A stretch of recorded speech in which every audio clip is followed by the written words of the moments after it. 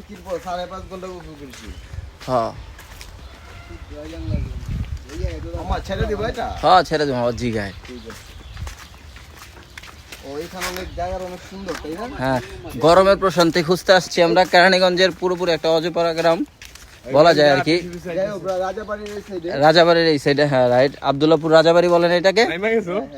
প্রায় লালবাগ থেকে আসছি গরমের জ্বালায়, বুঝতে পারতেছো?